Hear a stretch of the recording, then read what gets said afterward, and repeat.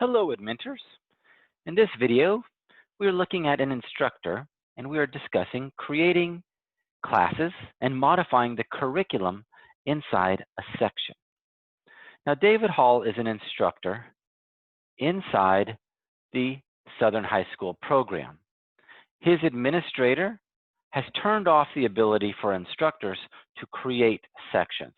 So we won't be creating any new sections, but we'll be looking at the sections that were assigned to us through Clever and ClassLink integration with our student information system, or were created through a batch upload, or created as one-offs by the administrator who created course sections. So what Mr. Hall sees here are the sections that has been assigned to him. He has the course Biology with Virtual Labs and has been assigned two different sections of it. So what we're going to look at first is how he can create classrooms, which could be subsets of students that may span sections, or they may all just be in one section. But it's a way for him to keep an eye on certain groups of students as needed.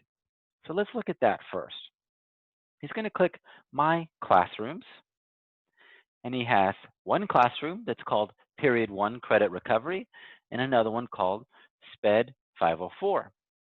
So this first one demonstrates an example of perhaps a lab learning environment where you might have, in this case, 4 different students taking 5 different courses. And this is just an organization of students by what time of the day he sees them, no matter what courses they are enrolled in. And so if I click the name of it, you'll see which students, Amber Smith, Angela Bear, and then what sections they are inside. Whereas the SPED 504 scenario may be students he sees throughout the day, but he wants to keep them grouped together as a subset to manage their data. So I'm going to click that one, and we're going to see a smaller group of students within here. Only 3 students, and we can monitor their data as a subset. So the first one was more bound by time, and this one's more bound by students of need in this example. You can use classes to organize students however you like. Just simply click Create Classroom, give it a name. I'm going to go with Tigers on this one. And then you can also add in instructors as well. So if I want to bring in Miss Sanchez to help me, maybe she's an inclusion teacher or interventionist or my curricular lead, I can add her in. So teachers who create classrooms can invite other teachers to help them see and support these students. And that's what David Hall has done here. Now here's where he is choosing which students are going to go into this class. So I'm just typing in their name into the search filter, and it adds them into this classroom. You need to have at least 2 to go into this classroom. 2 students needs at least 1 course selected for the classroom. So I'm going to select these courses.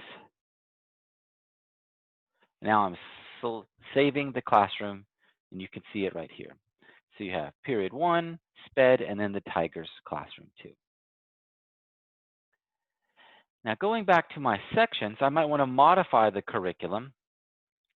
So I'm going to go from the title of the course section over to View the Curriculum.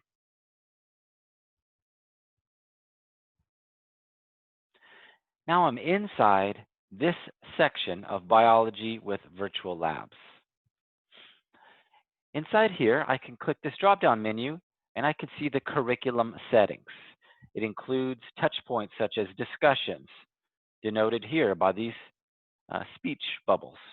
Teacher-graded activities. Those are examples of course activities or unit activities.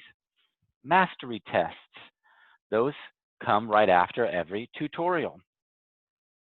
Pre-tests, which are the bookend beginning of every unit, and post-test, which are the bookend end to every unit as well. Now, pre and post-tests are linked. They both draw from the same view of the curriculum. So they aren't the exact same tests, but they are aligned to one another. So you can use a pre-test and then a post-test to measure student progress or growth over the course of that learning. Some schools like to use pre-tests to exempt students out of modules as well, but you don't have to do that. In fact, you can omit or hide those and not use any exemption if you don't like to. And then, of course, end of semester test is the very end of all learning within that section down here, end of semester test. But from here, you can choose to lock or unlock all of the teacher graded activities. A very common mechanism is to lock all of the mastery tests until you're ready to unlock individual ones for the class or singular students as well. You may not want them to race ahead of the class, or you may not want them to do mastery tests at home where parents or brothers and sisters can help them. So you can choose to control when mastery tests are locked and unlocked right here. I'm going to cancel this. And then I want to draw your eye to limiting the attempts to unlock mastery tests. You can adjust the number of times that students can go back through a tutorial to unlock a mastery test on their own. Most of our partners like to do 2 or 3 because it really utilizes the mastery test bank and allows multiple iterations without seeing repeat questions. So maybe you want to do 2, maybe you want to do 3, but this means that it gives students 3 times that they can take a mastery test, be unsuccessful on it, go back in, redo a tutorial, maybe update their guided notes, and get another try at it. So to use a baseball analogy, maybe 3 strikes and you're out before a teacher now has to physically unlock the mastery test, maybe due to a one-on-one conference or a small group lesson, or you go through your guided notes with the teacher. All of those are different procedures that we've seen after utilizing a set quantity of unlocking the mastery tests. Scrolling down, you might want to lead with the unit activity, and you click these little dots and pull the unit activity up, maybe right underneath the pretest. And this would allow you to use a unit activity as perhaps a hook, the guiding light for all of the individual modules that they'll go through in the course of that unit. So you introduce with the unit as a project or problem-based hook, big picture kind of conversations, and then they're utilizing the modules along the way to answer key questions inside the unit activity. That's one way to do it. You may say, hey, Casey, inside of our curriculum here in our district, biochemistry comes before biology, so you just slide it and resequence that. Over here, these dots allow you to lock, unlock, hide, unhide any particular touch point. So these were global curriculum lock, hide, omits, and these are just 2 specific activities down here.